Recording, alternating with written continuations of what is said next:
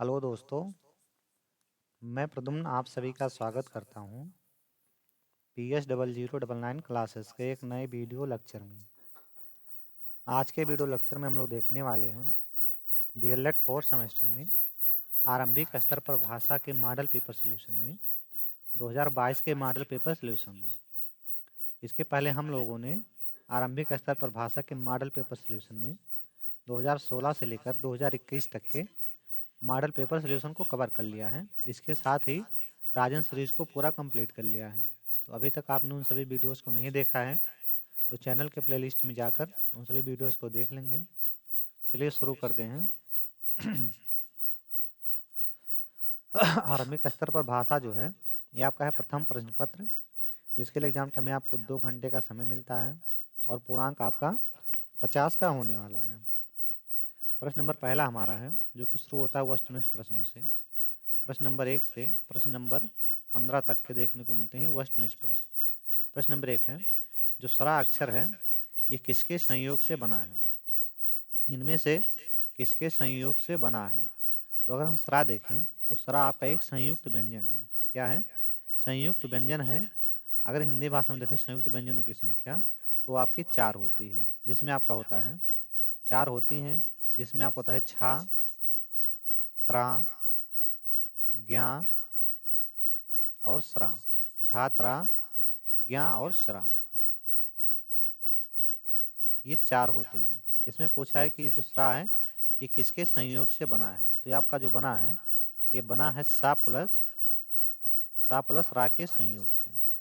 सा प्लस रा के संयोग से बना है, तो ये हमारा दिया गया है ऑप्शन नंबर सी में। ये हो जाएगा इस प्रश्न का right answer. Next question, question number second है, स्वर के भेद हैं। स्वर के कितने भेद हैं?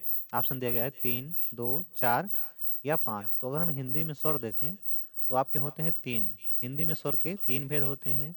पहला जो आपका है ह्रस्व स्वर, दीर्घ स्वर और प्लुत स्वर, ये 3 स्वर होते हैं। तो इस प्रश्न का right answer option number A हो जाएगा। क्वेश्चन नंबर 3 है, चा उच्चारण स्थान है। चा का उच्चारण स्थान कौन सा है? तो देखिए अगर हम उच्चारण स्थान की बात करें तो जितने भी वर्ग होते हैं सबके अलग अलग उच्चारण स्थान होते हैं। का, चा, टा, ता, पा। का, चा, टा, ता, पा, ये जितने भी हैं सारे वर्ग का जो उच्चारण है इसका सबका स्थान अलग अलग होता है। अगर इसको हम ट्रिक से देखें उच्चारण स्थान का तो आपका होता है के, टी, यम और दो। के, टी, यम, दो। तो यहाँ का से हो जाएगा कंठ, टी से हो जाएगा तालु, फिर आपका हो जाएगा यम से हो जाएगा मूर्धा, दी से दंत और यहाँ टी से सॉरी ओ से आपका हो जाएगा ओष्ठ। तो ये हो गया इसका ट्रिक। हमसे पूछा है चा का उच्चारण स्थान, तो देखिए चा का उच्चारण स्थान आपका है तालु। इस प्रश्न का right answer option number C हो जाएगा। क्वेश्चन नंबर 4 दिया गया है, जिन शब्दों के शब्द समान होते हैं उन्हें कहते हैं। उन्हें हम लोग क्या कहते हैं? यानी जिन शब्दों के अर्थ समान होते हैं, जिन शब्दों के अर्थ समान होते हैं उनको हम लोग क्या बोलते हैं? उनको हम लोग क्या कहते हैं? जिन शब्दों के शब्द समान होते हैं उनको क्या बोलते हैं? तो उनको हम लोग बोलते हैं समानार्थी या प्रवाची शब्द। समानार्थी या पर्यायवाची शब्द उन्हें बोलते हैं। समान अर्थ बनाने वाले शब्दों को समानार्थी या पर्यायवाची शब्द कहा जाता है। तो इस प्रश्न का right answer option number A हो जाएगा। ऑप्शन नंबर ए इस प्रश्न का राइट आंसर हो जाएगा। क्वेश्चन नंबर 5 है, शुद्ध शब्द है, इसमें कौन सा है जो उज्ज्वल का शुद्ध शब्द है? तो अगर हम उज्ज्वल की सही वर्तनी देखें या शुद्ध शब्द देखें तो इसमें दोनों जो जा होगा ये आपका क्या होगा? आधा होगा। दोनों जा जो होगा ये आधा होगा। इस तरह से प्रयोग होगा, दोनों जा आधा। तो दोनों जा आधा देखते हैं किसमें? इसमें तो सिंगल आ है, कट जाएगा। इसमें एक जा आधा एक पूरा ये भी कट जाएगा। इसमें तो एक ही जा है, ये कट गया। इस प्रश्न का right answer option number C हो जाएगा। क्वेश्चन नंबर 6 है, शून्य को किसी संख्या से भाग देने पर भागफल क्या आता है? शून्य को किसी संख्या से भाग देने पर भागफल आपका क्या आता है? तो अगर हम शून्य संख्या को किसी से भाग देते हैं तो उसका भागफल क्या आएगा? तो शून्य ही आएगा। उसका भागफल क्या आएगा? तो शून्य आएगा। जैसे कि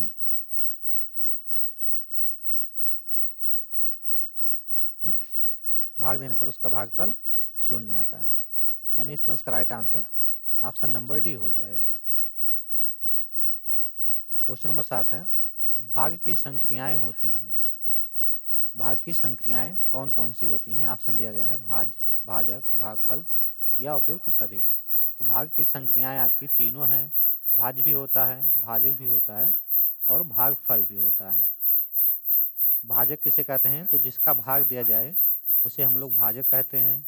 भागफल, भाज्य में भाजक का जितनी बार भाग जाए उसे हम लोग बोलते हैं भागफल, उसको हम लोग बोलते हैं भागफल। अगर हम भाज्य देखें तो जिसमें भाग दिया जाए वो भाज्य, भाजक जिसका भाग दिया जाए वो हो गया भागफल। भाज्य में भाजक से जितनी बार जाए वो आपका होता है भागफल। शेषफल यानी जो बची संख्या होती है शेष, वो आपका होती है शेषफल। तो इसमें इसका right answer option number D यानी उपयुक्त सभी हो जाएगा। प्रश्न नंबर 8 है, आरोही क्रम है, इनमें से कौन सा है जो आपका आरोही क्रम में दिया गया है? तो देखिए आरोही क्रम का अर्थ होता है बढ़ते हुए, अर्थात आरोही क्रम में छोटे से बड़े क्रम में अंकों को व्यवस्थित करना होता है। छोटे से बड़े क्रम में यानी कि पहले सबसे छोटी संख्या, फिर उससे बड़ी और फिर उससे बड़ी, लास्ट में सबसे बड़ी। तो ये आपका दिया गया है ऑप्शन नंबर सी में, ये हो जाएगा इस प्रश्न का राइट आंसर। प्रश्न नंबर 9 है, 475 में 4 का स्थान है इकाई, दहाई, सैकड़ा या हजार। तो ये तो सारे लोग जान रहे हैं, वेरी इजी सा क्वेश्चन है। इस प्रश्न का right answer option number C हो जाएगा। क्वेश्चन नंबर 10 है, निर्देशक चिन्ह है, इनमें से कौन सा है या जिसे हम लोग निर्देशक चिन्ह कहते हैं?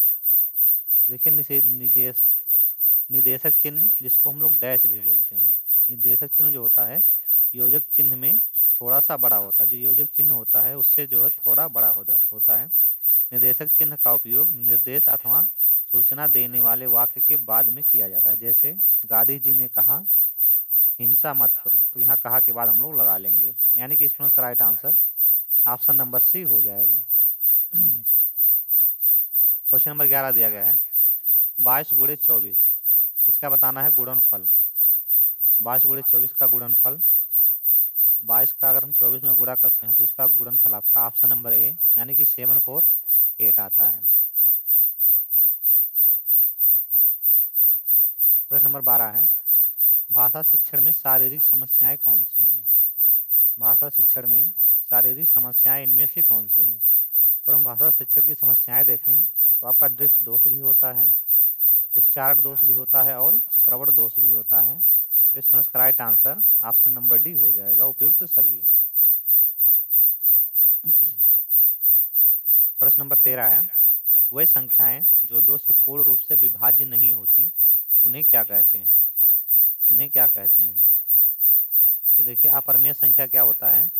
जो P/Q के रूप में नहीं लिखा जा सकता है, जो P/Q के रूप में ना लिखा जा सके उसको हम लोग बोलते हैं अभाज्य, सॉरी परिमेय संख्या, अपरिमेय। P/Q के रूप में ना लिखा जा सके उसको अपरिमेय बोलते हैं। परिमेय संख्या जो P/Q के रूप में लिखा जा सके और Q = 0 हो उसको हम लोग बोलते हैं परिमेय संख्या। भाज्य संख्या क्या होती है? जो 2 से विभाजित हो जाती है वो भाज्य संख्या। विषम संख्या क्या होती है? तो जो 2 से नहीं विभाजित होती है। भाज्य संख्या आपका होता है विषम संख्या। तो विषम संख्या क्या होती है? जो 2 से विभाजित हो जाए वो विषम संख्या नहीं होती है। जबकि जो 2 से विभाजित नहीं होती है वो उसको हम बोलते हैं विषम संख्या। तो इस प्रश्न का right answer option number A हो जाएगा। क्वेश्चन नंबर 14 है, श्रुत लेख का अर्थ है। श्रुत लेख का क्या अर्थ है? तो देखिए श्रुत लेख का अगर हम अर्थ देखें तो श्रुत लेख का अर्थ होता है कि 2 शब्दों से मिलकर बना है, श्रुत और लेख। तो श्रुत का अर्थ होता है लिखना और श्रुत का अर्थ होता है सुनना और लेख का अर्थ होता है लिखना, यानी कि सुनकर लिखना। इस प्रश्न का राइट आंसर हो जाएगा ऑप्शन नंबर बी। प्रश्न नंबर 15 दिया गया है, किसी लेख या रचना के अंत में चिन्ह प्रयोग होता है। कोई लेख हो गया रचना होगा उसके अंत में कौन सा चिन्ह प्रयोग होगा? योग चिन्ह, समता चिन्ह, श्री या उद्धरण चिन्ह। तो जब भी कोई लेख या वो समाप्त होता है, जब भी कोई लेख या रचना समाप्त होती है तो उसके समाप्ति पे हम लोग जो है इत श्री का चिन्ह लगाते हैं, इत श्री का चिन्ह लगाते हैं, यानी कि ऑप्शन नंबर सी जो हो जाएगा इस प्रश्न का राइट आंसर हो जाएगा। प्रश्न नंबर 16 हमारा है अति लघु उत्तरीय प्रश्न, जो कि आपका होगा 16 से 30 तक। 16 है आपका, लेखन से आप क्या समझते हो, या लेखन जो है ये किसे कहा जाता है। देखते हैं, लेखन जो होता है ये लिख धातु से बना है जिसका अर्थ है लिखना। लेखन लिख धातु से बना है जिसका अर्थ होता है लिखना। लिखना भाव एवं विचारों की जो है कलात्मक अभिव्यक्ति है। लिखना भाव और विचारों की कलात्मक अभिव्यक्ति है। यह शब्दों के क्रम से लिपिबद्ध सुव्यवस्थित करने की कला है। यह शब्दों को जो है क्रम से लिपिबद्ध सुव्यवस्थित करने की कला है। भाव एवं विचारों की यह कलात्मक अभिव्यक्ति जब लिखित रूप में होती है तब उसे लेखन अथवा लिखित रचना कहते हैं। तब उसे लेखन अथवा लिखित रचना कहते हैं। प्रश्न नंबर 17 दिया गया है, शास्वर पठन से आप क्या समझते हैं। शास्वर पठन से आप क्या समझते हैं। तो देखिए, स्वर सहित वाचन शास्वर वाचन कहलाता है। स्वर सहित वाचन जो होता है वो शास्वर वाचन कहलाता है। शास्वर पठन भी पठन का एक प्रकार है जो बच्चों द्वारा पाठ को स्वर सहित पढ़ाते हुए अर्थ ग्रहण करने से संबंधित है। यह बच्चों में वाचन कौशल का विकास करता है। शास्वर पठन का उद्देश्य जो होता है बालकों को उचित लय और गति से जो है पढ़ने की योग्यता प्रदान करना। तो ये आपका हो गया शास्वर वाचन। प्रश्न नंबर 18 है, तुकांत शब्द से आप क्या समझते हैं, या तुकांत शब्द किसे कहा जाता है। तो देखिए, तुकांत शब्द क्या होते हैं, तो जिन शब्दों का अंत वाला अक्षर जो होता है वो समान होता है। जिन शब्दों के अंत वाला जो अक्षर होता है वो समान होता है उन्हें तुकांत शब्द कहते हैं। अर्थात वे शब्द जिनके अंत में समान तुक वाले शब्द हों। जैसे यहाँ देखिए दाना का लिखा है नाना, तो इसमें जो है ना शब्द जो है ये तुकांत शब्द है, यानी लास्ट वाला उच्चारण जो हो जो भी शब्द हो दोनों का सेम होना चाहिए। प्रश्न नंबर 19 दिया गया है, स्पर्श व्यंजन का जो है क्या आशय है। स्पर्श व्यंजन का क्या आशय है, या स्पर्श व्यंजन किसे कहते हैं। तो देखिए, स्पर्श का अर्थ होता है छूना। ऐसे व्यंजन जिनका उच्चारण करते समय जिह्वा मुंह के किसी न किसी भाग या अवयव को छूती या स्पर्श करती है उसे स्पर्श व्यंजन कहते हैं। हिंदी व्याकरण में स्पर्श व्यंजन की संख्या 25 होती है। इन्हें जो है 5 वर्गों में बांटा गया है जो निम्न है, यानी का वर्ग, च वर्ग, ट वर्ग, त वर्ग और पा वर्ग, ये 5 वर्ग हैं। पांचों का उच्चारण स्थान जो है ये अलग अलग है। नेक्स्ट क्वेश्चन की तरफ देखते हैं। क्वेश्चन नंबर 20 है, हलंत से क्या अभिप्राय है, या हलंत से आप क्या समझते हैं। तो देखिए, हलंत से अभिप्राय उस चिन्ह से है जो किसी शब्द को आधा दर्शाने के लिए प्रयोग किया जाता है। हलंत जो है, हलंत से अभिप्राय उस चिन्ह से है जो किसी शब्द को आधा दर्शाने के लिए प्रयोग किया जाता है। हलंत वाक्य में शब्दों को अक्षरों के नीचे लगाया जाता है। जैसे पश्चात में यहाँ देखिए लगा है में ता के नीचे हलंत चिन्ह लगा है, यानी जो ता के नीचे ये लगा है यही आपका है हलंत चिन्ह। क्वेश्चन नंबर 21 है, 636 में दोनों 6 के स्थानीय मान बताओ।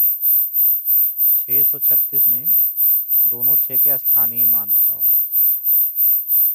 दोनों 6 के स्थानीय मान, तो पहले का हो जाएगा 6 और दूसरे का हो जाएगा 600। पहले का 6 है, दूसरे का है आपका 600। नेक्स्ट क्वेश्चन, क्वेश्चन नंबर 22 है, ऊष्म व्यंजन जो है क्या है। ऊष्म व्यंजन क्या है, या ऊष्म व्यंजन किसे कहते हैं। देखिए, ऊष्म व्यंजन का अर्थ होता है गर्मी या गर्म, यानी कि ऐसे व्यंजन जिनका उच्चारण करते समय मुख से विशेष प्रकार की गर्म, जिसको हम लोग बोलते हैं ऊष्म, ये गर्म वायु निकलती है उसे ऊष्म व्यंजन कहा जाता है। इनकी संख्या 4 होती है जो निम्न है सा, सा, शा और हा, ये आपके हैं ऊष्म व्यंजन। ये हैं ऊष्म व्यंजन। प्रश्न नंबर 23 दिया गया है, गणित शिक्षण के 2 लक्ष्य बताइए। गणित शिक्षण के 2 लक्ष्य, तो गणित शिक्षण के 2 लक्ष्य आपका पहला है समस्या समाधान, दूसरा है आलोचनात्मक सोच। पहला आपका है समस्या समाधान, दूसरा आलोचनात्मक सोच। क्वेश्चन नंबर 24 है संख्या पूर्व तैयारी से आप क्या समझते हैं, या संख्या पूर्व तैयारी किसे कहा जाता है। तो देखिए संख्या पूर्व तैयारी से हमारा तात्पर्य उस तैयारी से है जब बच्चों की जो है संख्या का ज्ञान कराने से पहले खेल और क्रियाओं के माध्यम से बच्चों को संख्या के विषय में ज्ञान प्रदान किया जाता है। प्राथमिक स्तर पर बच्चों को संख्या और गिनती का ज्ञान दिया जाता है। बच्चों में संख्या की अवधारणा विकसित होने से पहले छोटा बड़ा, मोटा पतला, ज़्यादा कम का ज्ञान होता है। उन्हें इस अवस्था में संख्या व गिनती का ज्ञान नहीं होता है। यह अवस्था विद्यालय जाने की जो है पहले की अवस्था होती है। यानी इसमें गिनती सिखाने के लिए पहले बच्चों को क्या सिखाया जाता है, तो उन्हें पहले बताया जाता है कि कौन सी चीज़ें छोटी हैं, कौन सी बड़ी हैं, कौन मोटी है, कौन पतली है, कम है, ज़्यादा है, इन सभी के बारे में पहले उनको सिखाया जाता है संख्या पूर्व तैयारी में। क्वेश्चन नंबर 25 है घटाना जो है इसका क्या आशय है। घटाना का क्या आशय है, तो देखिए घटाना का आशय जब किसी संख्या से किसी दूसरी संख्या को कम किया जाता है तो उसे घटाना कहा जाता है। अर्थात घटाना से हमारा आशय उच्च स्तर से निम्न स्तर पर लाना। उदाहरण के लिए जैसे 521 से 350 को घटाइए, तो यहाँ देखिए घटाया गया, आपका आ गया 171, घटाने के बाद 171 आ गया। क्वेश्चन नंबर 26 दिया गया है आरोही क्रम किसे कहते हैं। तो अभी हमने इसको देखा है 19 प्रश्नों में, चलिए देख लेते हैं आरोही क्रम किसे कहते हैं। तो जब दो या दो से अधिक भिन्न को बढ़ते क्रम में जो है रखा जाता है तो उसे आरोही क्रम कहते हैं। इस क्रम में सबसे छोटा भिन्न सबसे पहले और सबसे बड़ा भिन्न जो होता है वो सबसे अंत में लिखा जाता है, जैसे कि यहाँ आप देख पा रहे होंगे। ये आपका हो गया आरोही क्रम। क्वेश्चन नंबर 27 है त्रा स्वर का उच्चारण स्थान क्या है। त्रा स्वर का उच्चारण स्थान जो है वो कौन सा होता है, तो चलिए देखते हैं त्रा का उच्चारण स्थान क्या होता है। तो देखिए संयुक्त व्यंजन जो होता है वो दो व्यंजन से मिलकर एक नया व्यंजन बनता है। इसमें पहले व्यंजन स्वर नया व्यंजन बनता है। इसमें पहला व्यंजन स्वर नया व्यंजन बनता है। इसमें पहला व्यंजन स्वर रहित होता है और दूसरा व्यंजन स्वर के साथ आता है, जैसे कि ता प्लस रा। यहाँ देखिए पहला आपका स्वर रहित है और दूसरा स्वर के साथ है त्रा। तो यहाँ पर जो है ता पहला व्यंजन है जो स्वर रहित है, ये दोनों मिलकर एक नया व्यंजन यानी त्रा बनाते हैं जो एक संयुक्त व्यंजन है। हिंदी वर्णमाला में संयुक्त व्यंजन की संख्या कितनी है, तो 4 है। नेक्स्ट क्वेश्चन, क्वेश्चन नंबर 27 दिया गया है अंग्रेजी वर्णमाला में कितने वर्ण हैं। तो ये तो सबको पता है कितने वर्ण हैं और इस विभाजित किसमें किया गया है, कितने स्वर हैं और कितने व्यंजन हैं। तो टोटल वर्ड कितने हैं 26, जिनमें से आपके 5 स्वर और 21 व्यंजन। स्वर आपके हैं ए ई आई ओ यू, ये आपके हो गए 5 स्वर। क्वेश्चन नंबर 29 है लोकगीत से आप क्या समझते हैं, या लोकगीत जो है किसे कहा जाता है। तो देखिए लोकगीत क्या होता है, गांव में गाए जाने वाले गीतों को लोकगीत कहा जाता है। यानी जो गीत गांव में गाया जाता है उसको हम लोग लोकगीत कहते हैं। हर कस्बे का एक अपना लोकगीत होता है। लोकगीत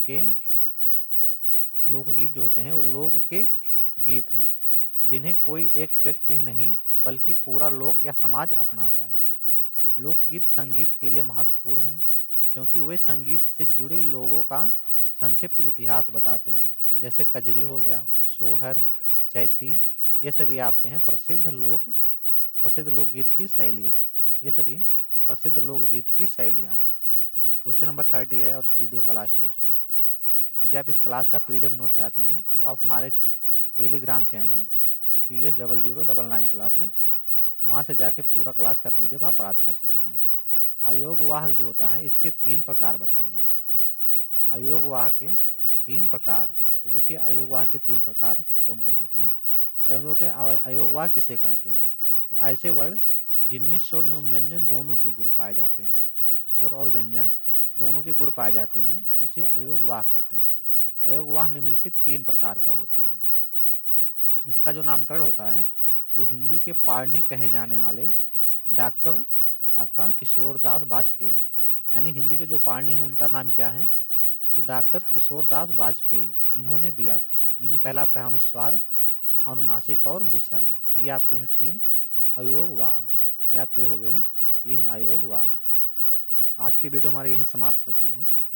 अगर हमारी वीडियो आपको पसंद आई हो तो चैनल को सब्सक्राइब करें और अपने दोस्तों के साथ शेयर करें। आज के लिए इतना ही, मिलते हैं नेक्स्ट वीडियो में, तब तक के लिए जय हिंद।